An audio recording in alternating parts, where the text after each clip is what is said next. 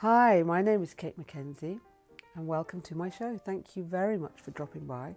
Today I am chatting to Alex Cheatle, who is the CEO, founder, and all-round interesting guy of 10 Lifestyle Group PLC, which is a lifestyle management and lifestyle concierge service.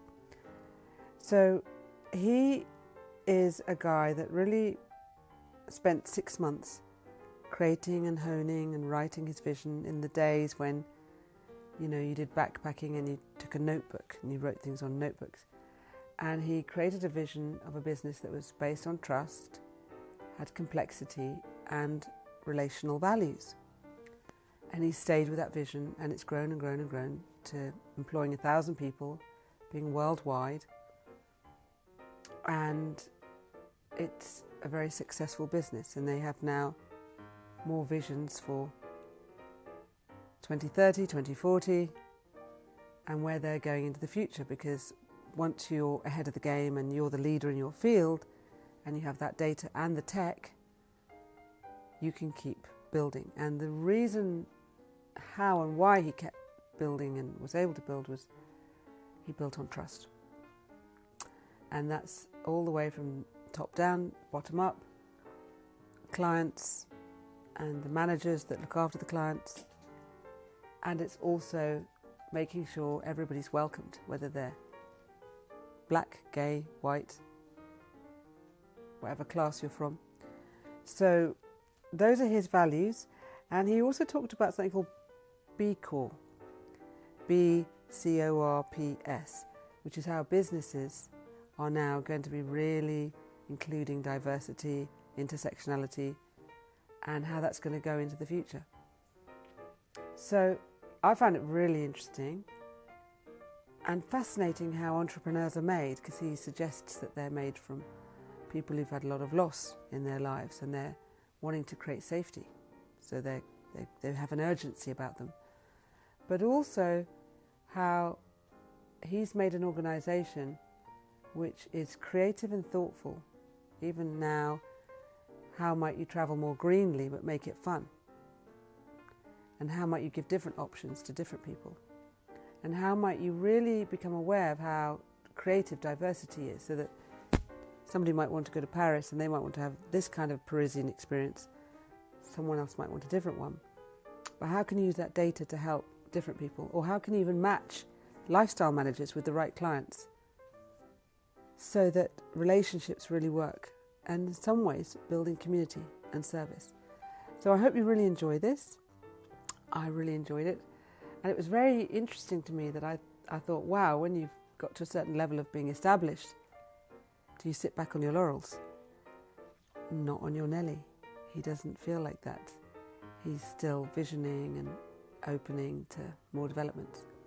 So hope you enjoy it, and please tune in. Thanks. Hello, Alex Cheatle. Thank you so much for being with me today and talking to me about you and your life and what you've created in your life, and also what that means to you, and also what creating a good life means to you. So thank you very much for being Thanks with for me having today. me. It's a pleasure. It's really great. So obviously, I've been doing my research, and I have found that you have over 1,000 staff and 24 offices around the world. And you've grown from 1998, setting up with your brother Andrew, 10. And you have massive visions for the future.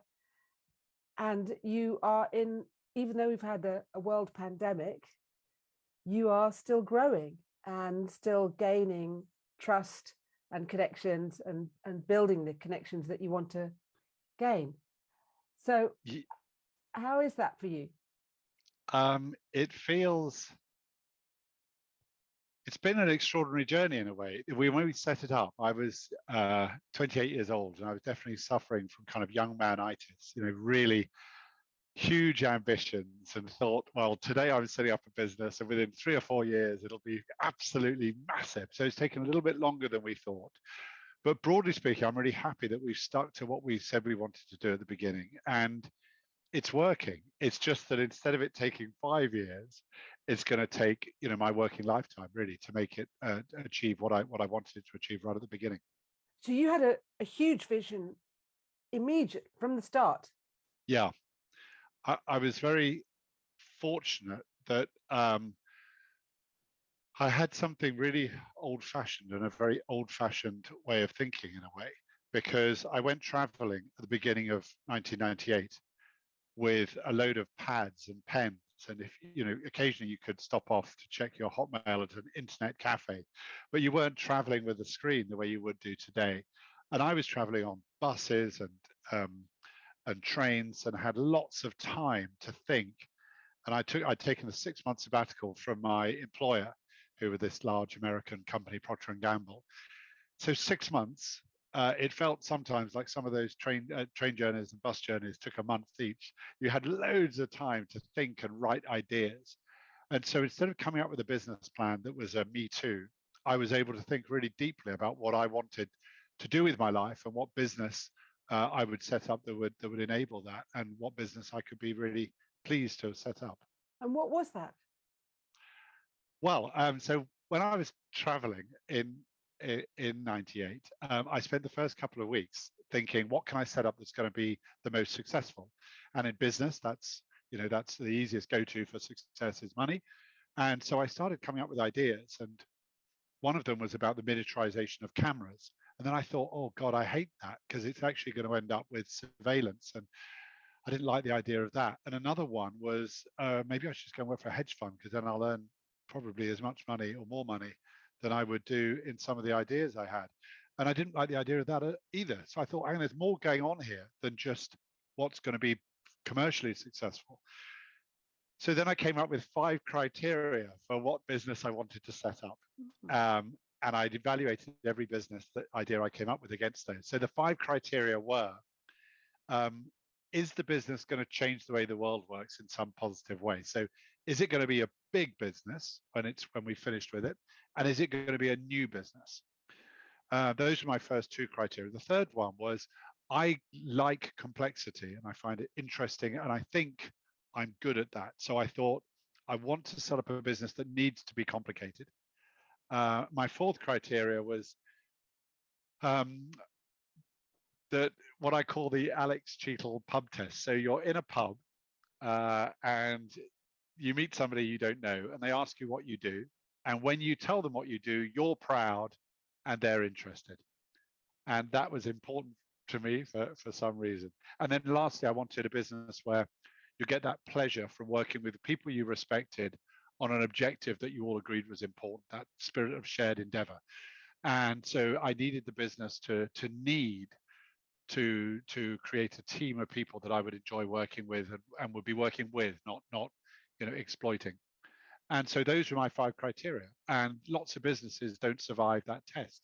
Most good business ideas aren't new. You know, you say, well, I'll do what somebody else is doing, just better.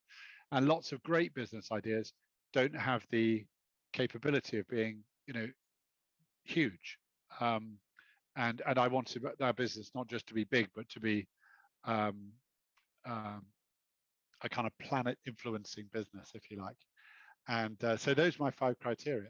And then I went to Silicon Valley as part of my travels from Ecuador, ended up in North California before going to Mexico.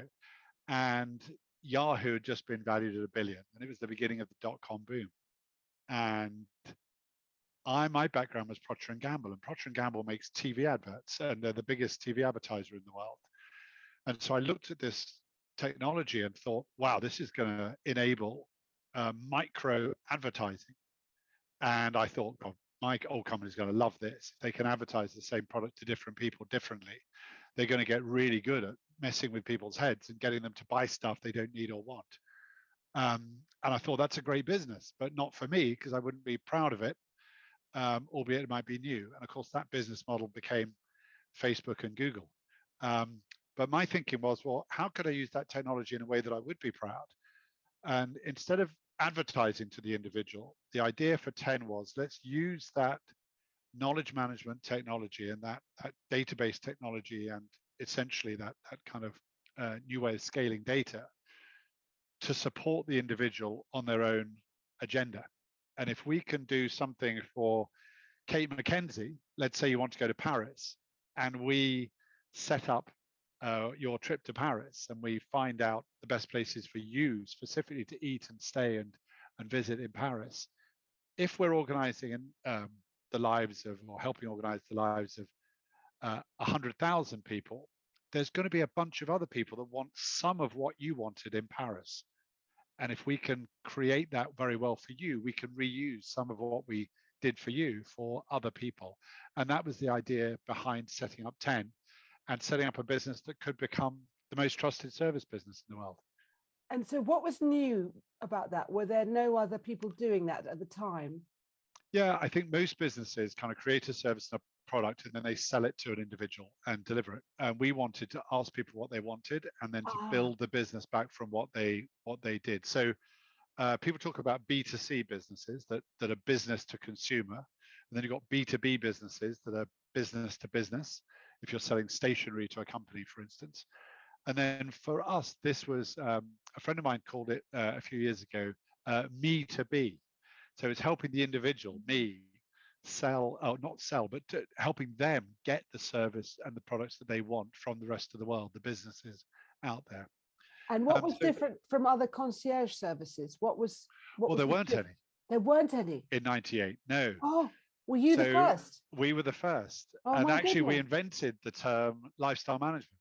Oh, my goodness. So when we first advertised for lifestyle managers, we advertised for personal account managers, and we didn't know what to advertise for because the role had never existed. And we didn't advertise for concierge because that felt like it was very much a hotel role. So we advertised for lifestyle managers and set up lifestyle management. Oh my goodness! In the nick of time, because in the so States, you were the first. We were the very first in the world. And do you have competitors now? Yes, we've got lots of competitors today, but we think we've stayed very true to our original vision of wanting to do what's right for the individual, and because of that, and because we were early in, and we've I hope never stopped learning and never stopped investing into technology and into our people and into having a kind of service-driven culture. We've ended up being the most successful business of our kind in the world, and that's why we're in 25 offices around the world and growing. And what has kept? Because I know one of your the ethics or values is trust. So I know that you discover and find tickets and concerts and venues and hotels and airplane tickets, and you don't take cuts. What you take you take your subscription from the people who are your members. So then you can negotiate and make sure you get tables in restaurants, and you make sure you can get good deals with hotels, but you don't take any cuts, and you build that kind of trust. But as you grow bigger and bigger, how do you keep trust on with your customers, but also trust of your staff, trust across the how do you keep that soft touch with everything if you grow huge? Do you see what I mean? I think there are three ways. There are more than three ways, but there are three ways in particular. So the first one is culture. The second one is revenue streams, and the third one is about kind of not compromising. So on culture, when we're recruiting people into the business, one of the questions we're asking ourselves all the time is, can I really trust this person? Not like, can I trust them not to run off with my wallet, but do I feel that this person is really, really trustworthy? And so we interview people for that. So we'll ask people questions, sometimes quite challenging questions. We're really looking for people that find it really easy to tell the truth. And we're looking for people who don't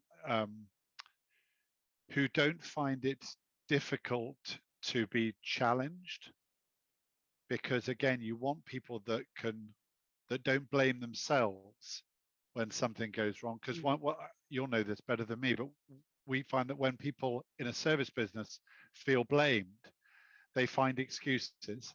because they don't like feeling blamed. Whereas if I've delivered service to you, Kate, that isn't what you wanted, and we have a conversation about that, if I've got high enough self-esteem, we're both talking about a shared problem. I've not given you what I wanted. Why is that? If I feel like I'm being blamed, then I'm going to start trying to find out why it wasn't me really. And that erodes trust. So we look for people with kind of low ego and high self-esteem, as well as this kind of profound trustworthy thing.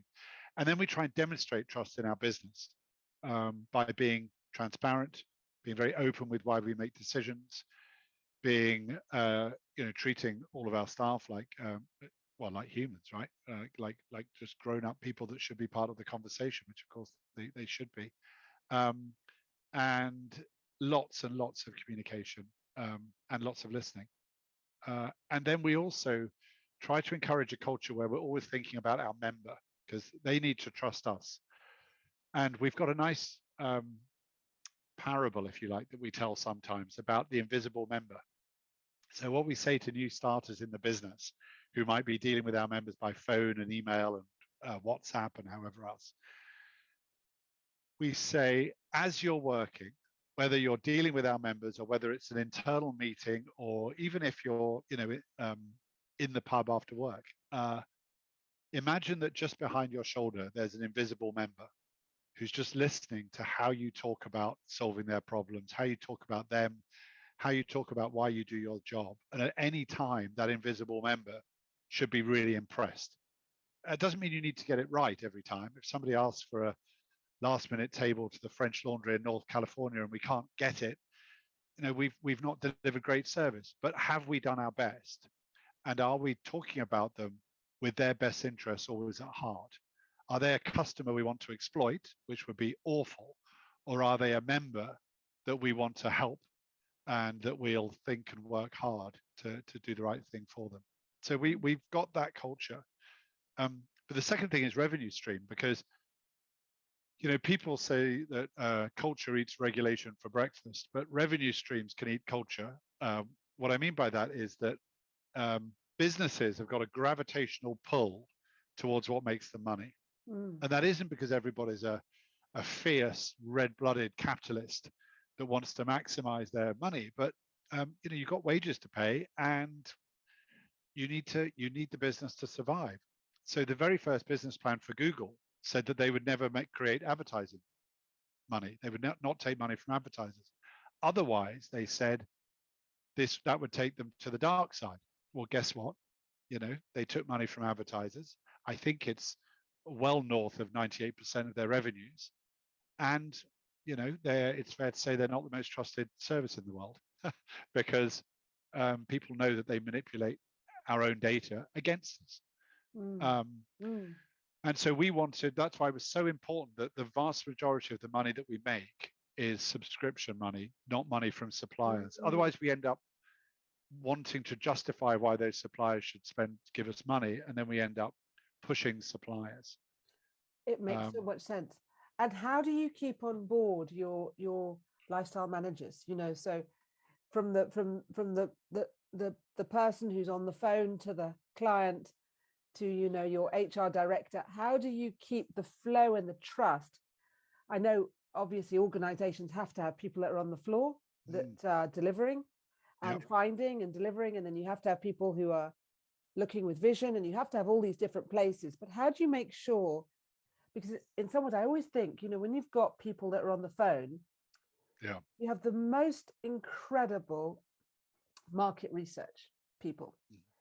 And if they're on board, and perhaps you have that with your organization, but if they're on board, if everyone's feeling that they are genuinely part of something, they could even share what their thoughts are. And I don't know, maybe there isn't time to work like that, but I always wonder about that with people that have got organizations, that people on the end of the phone, they're actually talking to the customers, and yes, absolutely right. And so when I was at Procter and Gamble, the heroes in the business were the marketing people. Everybody knew that they were the important people. And at Tesla, it's the engineers. They're the important people. At 10, it's the lifestyle managers more than anybody. Right. Probably we would include our developers in there now as well. Tech But developers. our tech developers, yes, Yeah. our coders. Yeah. But our lifestyle managers were the first heroes at 10, and they still are, the biggest group of heroes in our business.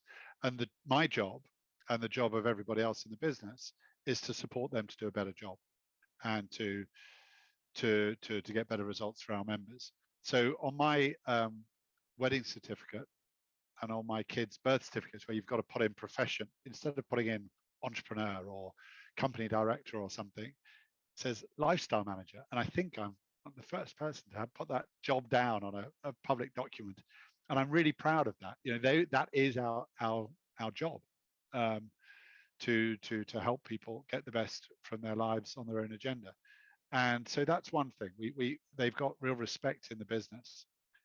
How that manifests itself is that we really do care, we really do listen, and we recruit people that, frankly, it's quite easy to care about and listen to, because they're high quality, passionate, committed, trustworthy people. I'm going to some leaving drinks tonight, and I've got a parents' evening, and I'm going to get out of that at about 7:30, and I'm doing that remotely from home in northwest London, and then I'm going all the way into town for leaving drinks for a lifestyle manager that's been with us 11 years.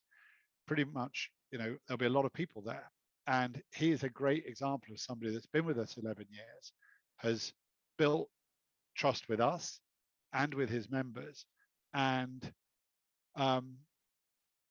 we've got 1,000 staff, but that individual lifestyle manager is really important to us, and as important to us as the first lifestyle managers that joined us back in '98.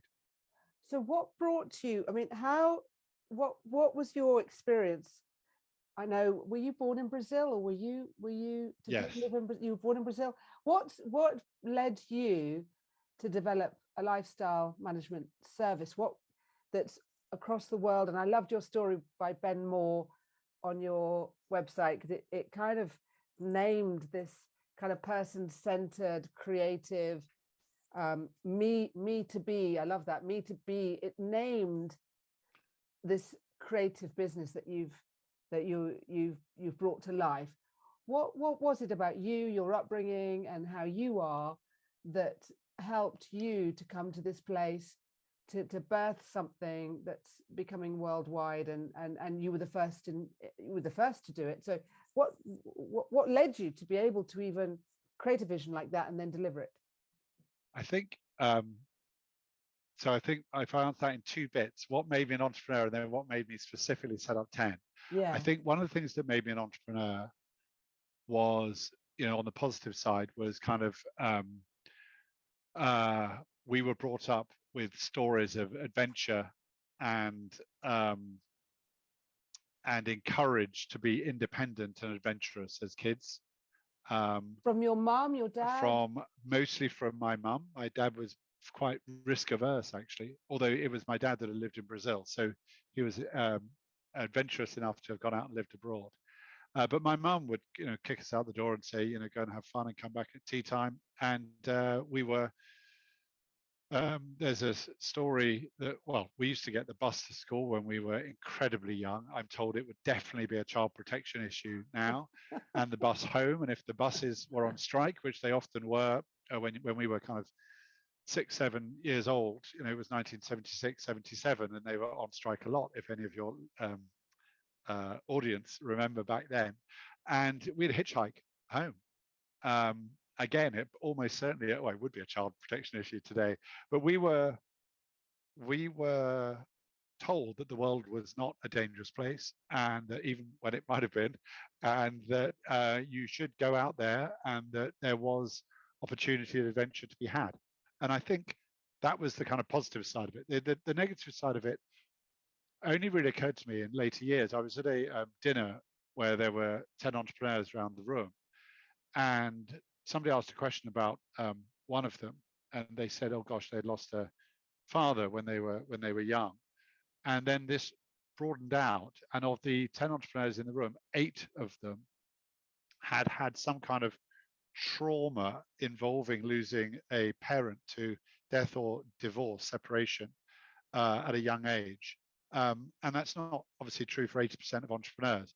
But I think when you do have something like that that happens to you, it shakes up your world and makes you grow up maybe earlier and also maybe feel a little bit less secure. So your urge is to prove that you can influence the world and that you're not just blown around by the winds of fortune, but that you're creating your own destiny, because you need that to feel safe. And so that is my somewhat kind of uh, folk psychology about maybe the negative impact. And I was fortunate that neither of my parents did die when I was very young, but they separated when I was 3 or 4 years old. And so from one day to the next, I was living in a different house with a different father figure, and that was quite challenging, I think, and probably quite shook me up enough that desire to prove that I could make myself safe was there. And I think that's common to a certain type of entrepreneur. And then why 10? Gosh, I think my dad's house, why did I want 10 to be global? Almost certainly because my dad's friends, when they would come and visit from abroad, from Brazil and elsewhere, just looked very glamorous and exciting. And I've always thought of myself as a Londoner, like many Londoners. My identity is that I love multiculturalism and I love speaking other languages really badly. And I love people that are different. And I see in London every day multiculturalism working. And so wanting to get to know the rest of the world and have a business that makes that happen is really central for me.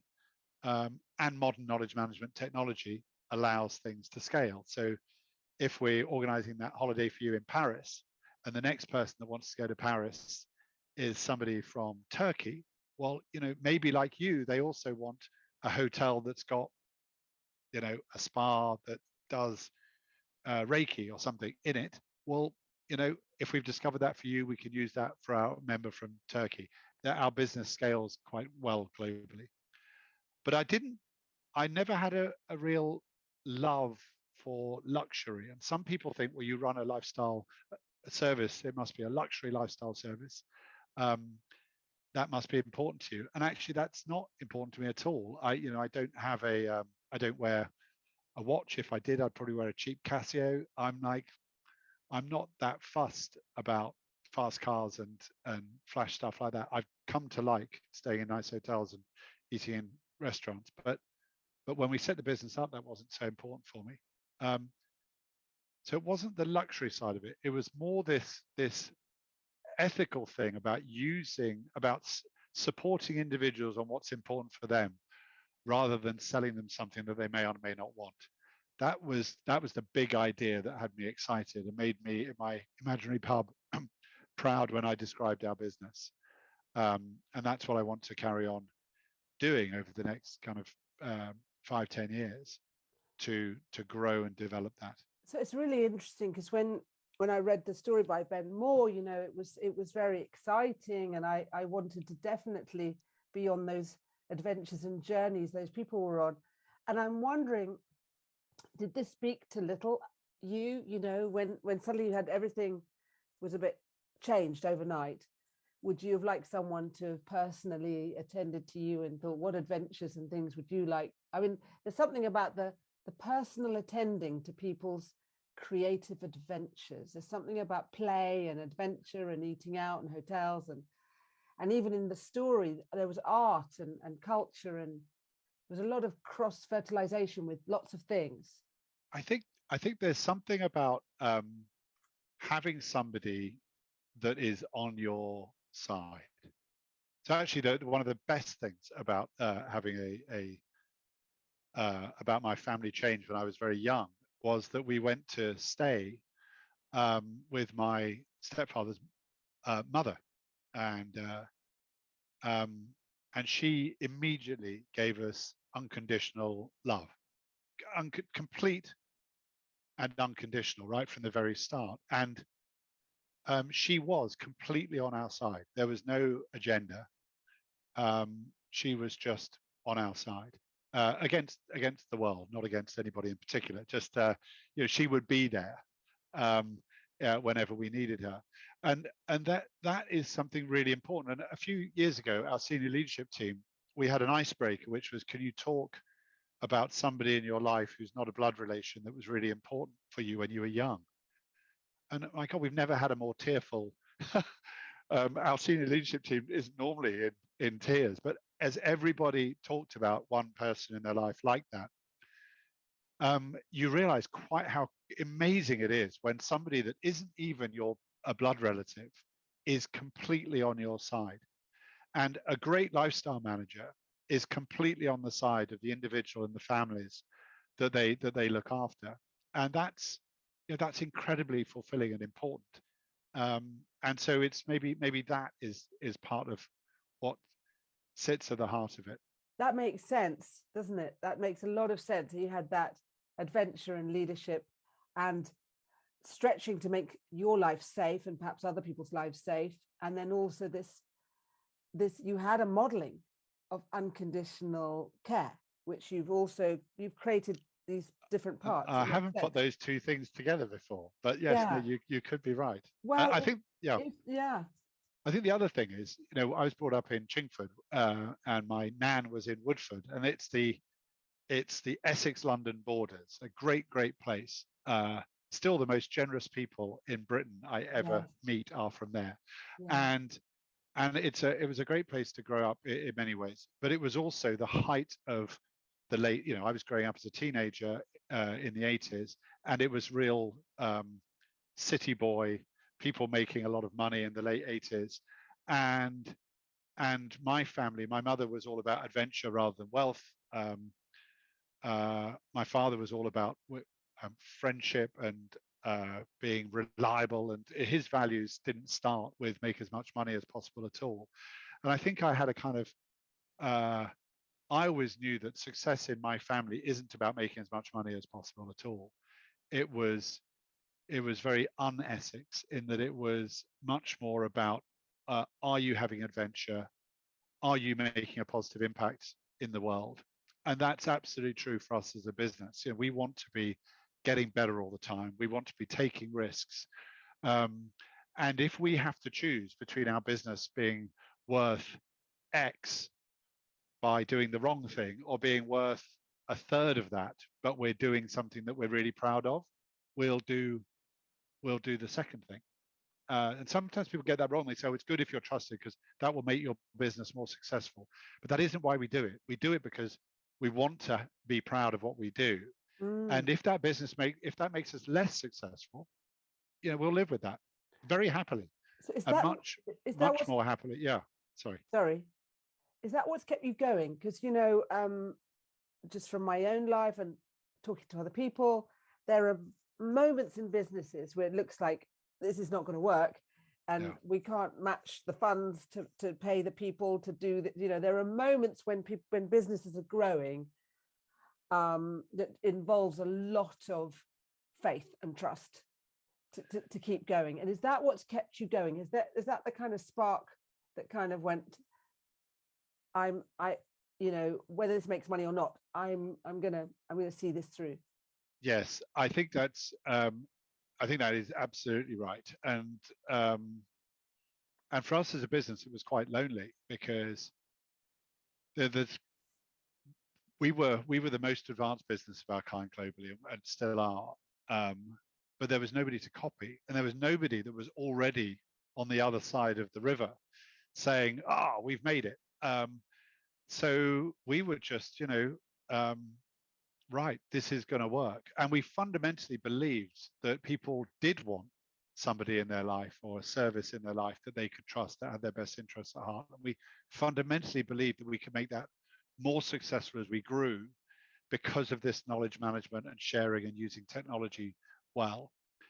And so ironically, as it got tougher, we understood more and more why there weren't other companies like us. And that gave us even more of an incentive to make it work, because if you're the only person that's working on it, and you feel like it's going to work, you can't give up. Otherwise, literally, the world has lost something. Nobody else will pick it up. And so we soldiered on. It was a huge passion then. Yeah, huge passion. And it was,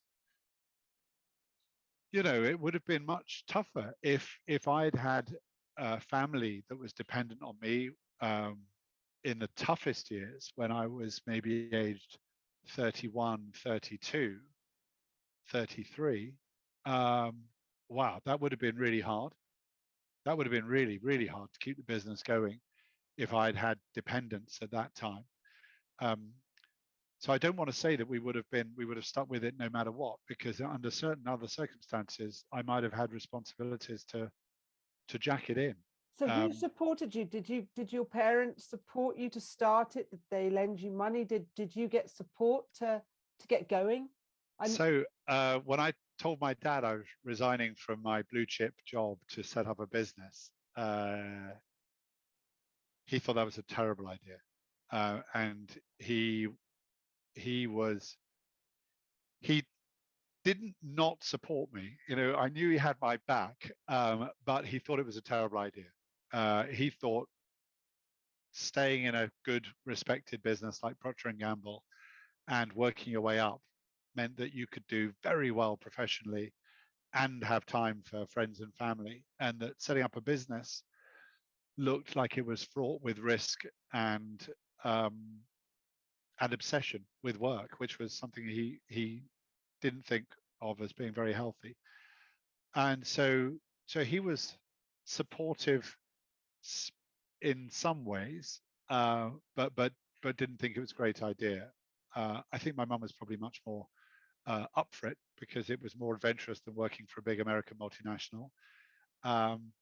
And after we'd set the business up for a couple of years, both my mother and my father did invest, along with lots of our other members. Our first members were the biggest investors in our business, but I was really pleased that they did invest. They were really helpful.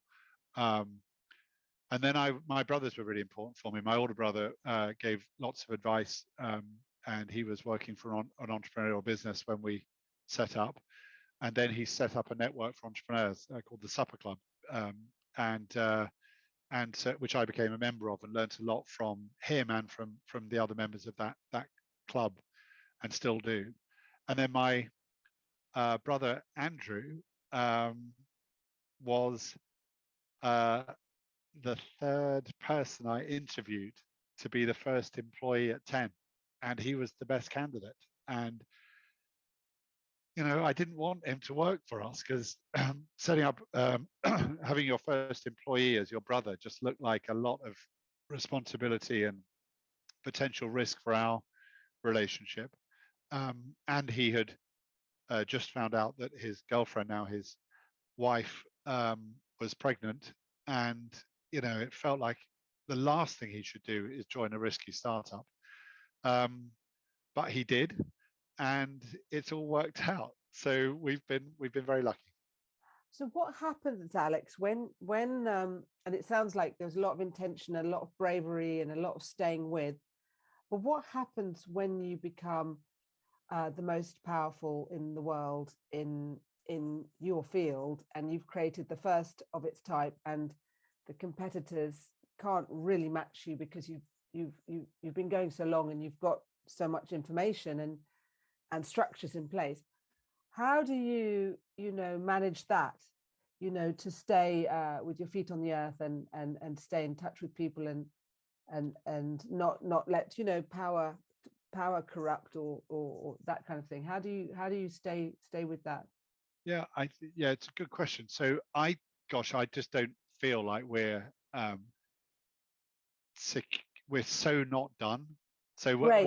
So one way is you're not done yet. So it keeps you still on the wave. Yeah. And we the way we think of it is we're the best in the world at what we do, and we're nowhere near as good as we could be, should be. That keeps you humble in a way. Yeah, it definitely keeps you humble. And also, if people don't book their travel through us, there's lots of other ways that people can do it.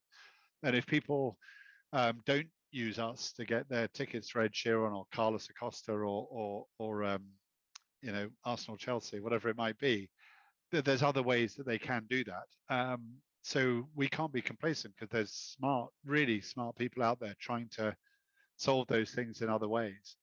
I think, gosh, I feel so far from kind of complacent or done or powerful. I don't feel powerful at all. And so is it just you're watching it grow, but it doesn't necessarily make you feel more confident or more powerful in that sense? Or maybe you... I think I'm more confident that we know more about our business and the world in general. We're definitely a lot more knowledgeable than we were 5 years ago, 10 years ago, 20 years ago. And we've got a much better business, but there's so much more that we could be doing, and there's so many things that we're excited about. We've just discovered a way to better match our lifestyle managers with the people that call up. So if somebody calls up and we've profiled them that we think they'll get on particularly well, to match make them to a particular lifestyle manager, that's who they'll get through to. And that's working really well. We've just found another way that we can work with the great acts in music, theatre and sport to make sure that they're really happy to give us tickets for their events at face value that we can give to our members for face value. We're just discovering a way that when people say they want to fly London to Edinburgh, we can say, well, we'll organise that for you. But by the way, here's how you can get there by train, and here's how we can make that fun in case you want to go. We're not going to start telling our members what they should do. But what we found is that people that do travel by train feel, quite rightly, a little bit virtuous, and they've saved the world a chunk of carbon. So we've got 1,000 ways we can improve our service, and we're excited about it. So there's a kind of a lot of diversity and intersectionality in the way now you're even looking and feeling. And I'm curious about that as well. With obviously the last couple of years, all of us have had to look at race and equality and intersectionality and diversity in ourselves and others, and take that on board. And it sounds like you're looking at that, you're going into just even the idea of matching. But how is that also in your company, looking at different needs and wants and different cultures, races, class, size, mental ability, all that? That is really interesting. When we first set up our business, we were miles ahead of the curve. And recently we had to wake up to the fact that we were good, but there were things we hadn't considered that we should have considered. So what I meant by we were miles ahead of the curve, back in 98, when we set the business up, one of our founding principles was we wanted people to be themselves at work. And it feels like a long time ago now, but we had a number of our first lifestyle managers who were gay, who could be gay at 10 with their colleagues, and that it was the first environment where they had been able to be out at work. Now, today that seems ridiculous to most people in London, for sure. But it was a real thing back in 98, 99, 2000. Explicit? That was an explicit...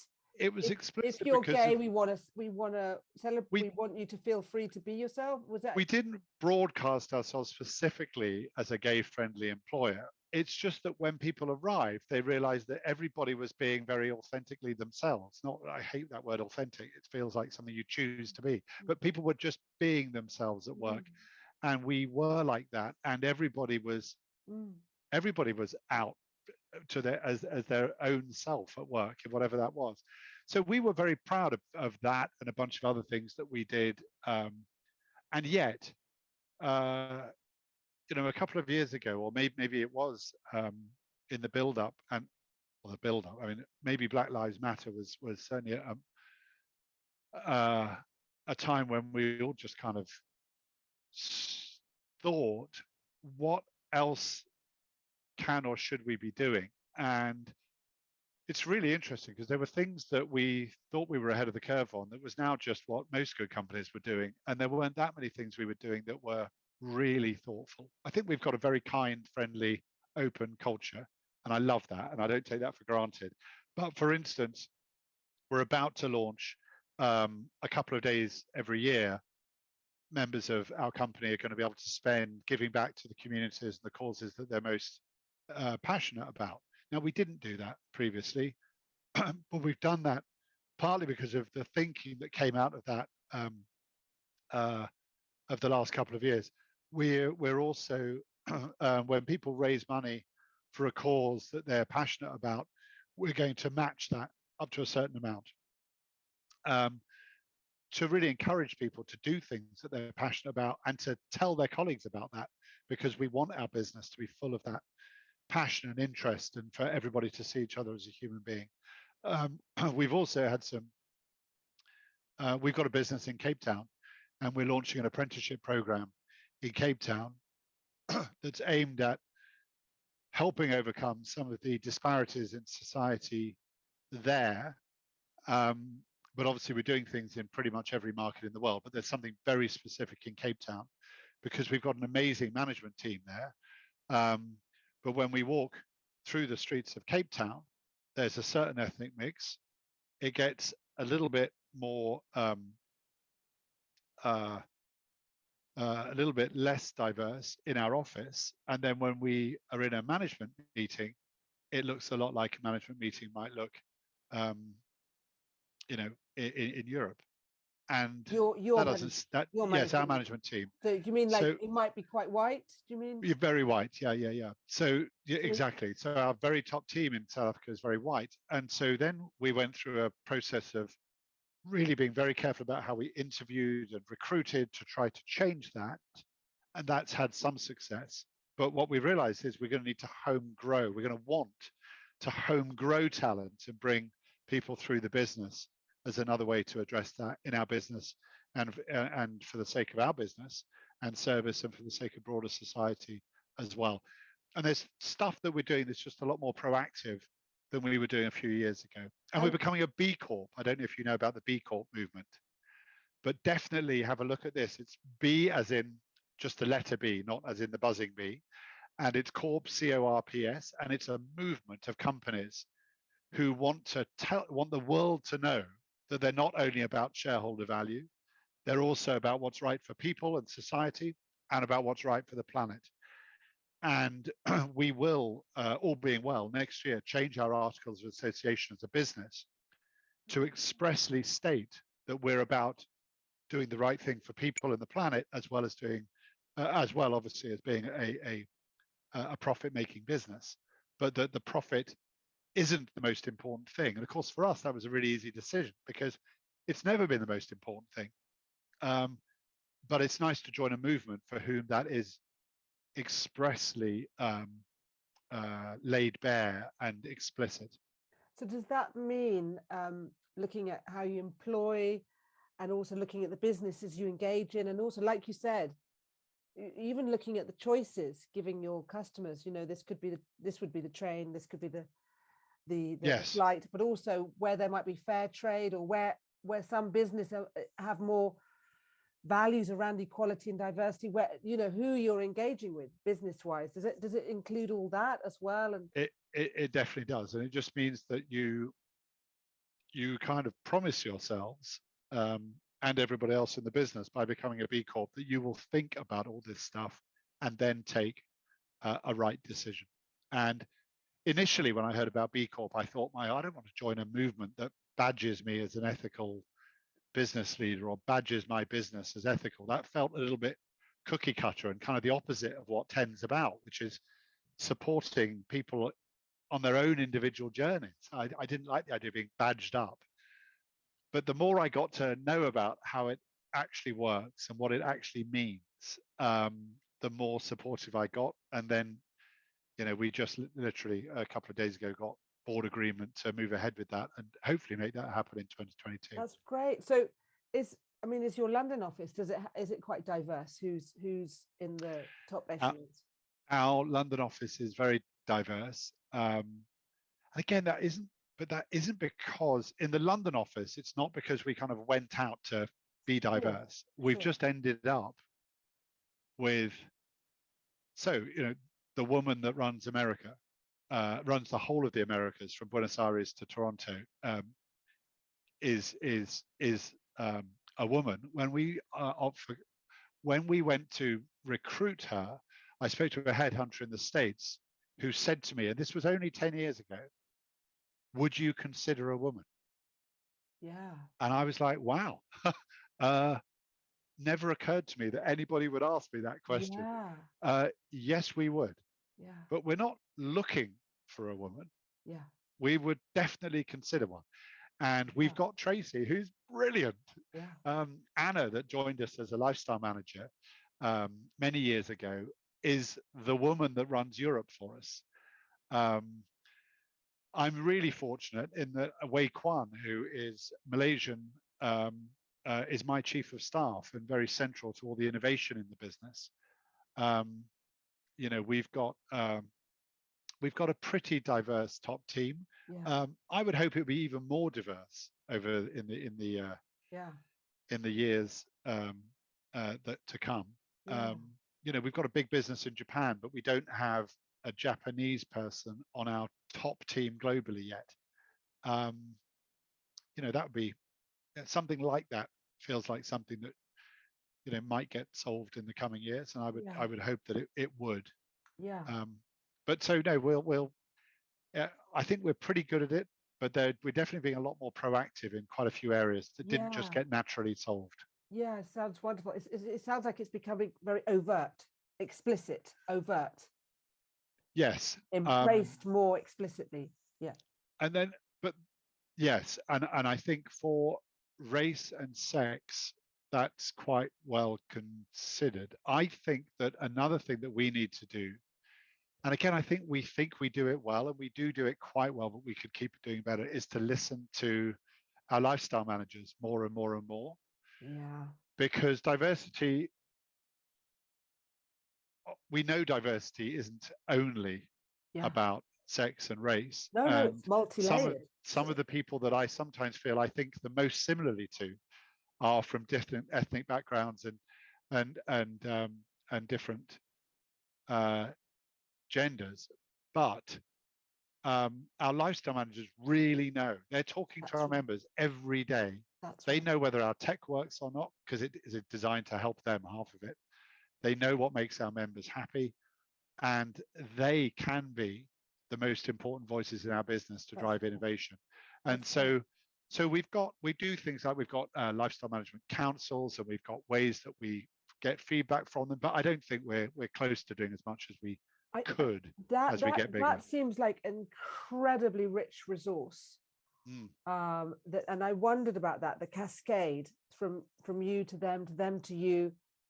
You know, I worked in a box office, and they never, for the National Theatre, and they never used us as information ever.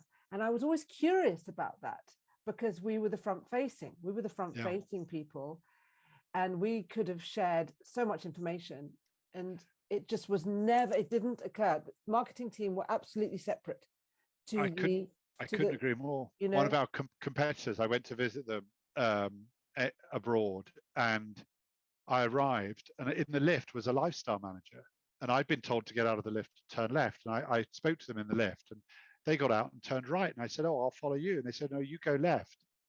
And I said, "Well, where are you going?" "Oh, I'm going into the room where all the lifestyle managers work." "Oh, so why am I going left?" "Oh, that's where management are." And management all had their own little offices with walls, you know, floor to ceiling walls, and a few PAs sitting outside guarding them. And you just thought, my God, in my office, I sit surrounded by lifestyle managers. And you know, and guess what? They went out of business, and you know, and we've done well. And there's a direct connection. Yeah. So what's your thoughts? Obviously, you've got so many thoughts, and I agree with you. I mean, this is the thing. A woman I know, black woman, she said when she talks about diversity, people think she's talking race because they just see the color of her skin. But she said, you know, I'm talking about neurodiversity. I'm talking about different experiences. I'm talking about, you know, diversity is very broad. So when you think about cascading and opening up even thoughts from your managers, you know, your lifestyle managers, how does that look to you? Well, I mean, it's genuinely being interested and respecting what they're about to say. Yeah. I Do mean, they people share? will, Is there a funnel for them? Because I remember when I was, I know it's basic stuff, but when I was a box office person, I used to think if we had a way of just letting them know this is working, that's not working. This show, they like this, they don't like that. If we had a way of letting them know, because they had obviously huge audiences, but they didn't pay us that attention. I think we have got a few different ways that we use, but the most important thing is actually wanting to listen to them. Give them time, because then you find the ways. We do employee surveys and pulses, and we have these forums, and we meet them every day. I mean, Tracy, who I mentioned earlier on, that runs the Americas, she could name every single lifestyle manager working for her in the US, right? Every single one of them, and she could tell you something personal about every single one of them, because she cares about them as individuals, and she wants to listen to what they've got to say. And so that culture is more important than any number of employee surveys and ideas boxes of that doorway is open. That's what you're saying. That doorway is open, and for them to, if they wanted to share stuff and say, look, they might have ideas. That door is, and then we can't be complacent, though, because like we find out by being ahead of the curve in terms of being yourself at work, sometimes you think, well, we're on the good side, so then you think that that's going to carry on forever, and you need to keep challenging yourself. Is that still true, or are we believing our own hype? And I think every now and again we discover that we've got a little bit lazy about something, or that we've stopped thinking about something that we need to stay connected to. So part of that is about not thinking we've solved it, but at best we've solved it for now. So it's always a journey.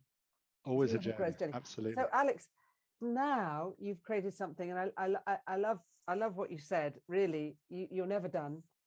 But how do you, having come so far, how do you let yourself be in the growth journey and also let go? How, when it's your baby, it's your business, and you've got visions for it, can you also, I imagine you can let go away for a weekend, but can you do that? Yeah, I think so. It's really exciting to let go of a part of the business or a set of decisions to somebody else, for as long as they're really high quality and they understand the business, but then crucially they share your basic values. And if you've got those three, then God, I mean, there's loads of things that I've enjoyed letting go of over the years. And there's many different parts of the business that I used to be responsible for, where we've got people running it who do a much better job than I would today. And that's a journey that's not done as well. There are still a bunch of things that I do that somebody else could do better, and I need to find that person, give them the expertise insofar as I've got it to do it, and put them in touch with the other people that can help them. But then more than anything, make sure that they've got the values that can carry it forward, so they can do a better job than I would do, but in tune with the values of our business. So it's really like community, isn't it? It's like building community and relationship, and for you to learn to trust and let go and build and grow. And then it's on many layers and many levels, and now apprenticeships and looking at diversity and looking at how you're listening to your lifestyle managers. All of it's community building, isn't it? Really, on some level. It is, and of course that's never done. That's never done, because we've recently brought coaching into the business as well, which in the last few years, which is another whole conversation. But I was suspicious of coaching, I think, many years ago, and I've gradually become more and more converted, and now I'm kind of evangelical about it.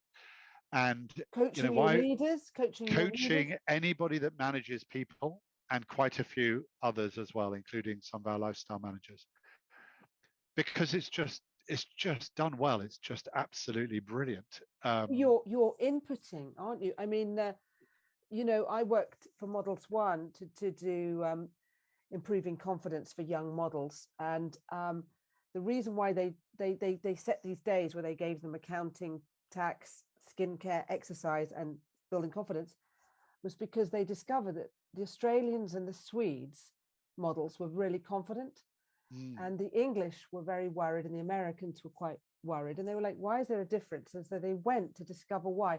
And they were giving them coaching in all these areas. And then they were traveling the world very differently. Fantastic. And that's just good for everybody and the world. Good for everybody, because everybody wins if you've got more confident stuff. So it sounds like that's transformed things for you too. Yes, absolutely. And it's going to be a big part of our future too. So thank you very much, Alex. It is a pleasure. So thank you. Really good to see you. So good to see you. So that was Alex Cheatle, CEO and founder of 10 Lifestyle Group PLC, which is a lifestyle management and lifestyle concierge service. It's becoming the most trusted organisation in the world for what it delivers and what it does. And I thought that was a very, very interesting way to run a business. Building, allying, caring, caretaking relationships. There is actually a beautiful theory called complexity theory, which is about the idea that nothing, absolutely nothing, happens or manifests without certain relationships working. So if you don't know how to make relationships work, X plus Y will not equal Z or Z. But if you do have some ideas how to make relationships work, you can make all kinds of algorithms flow in all kinds of ways. So I think it's really interesting talking to Alex. I hope it's been interesting and enlightening to you. And I think it just shows me, in a way, where the future's going, which is all about relationships and relationship skills. So, wishing you all well and tune in for another episode. Thank you.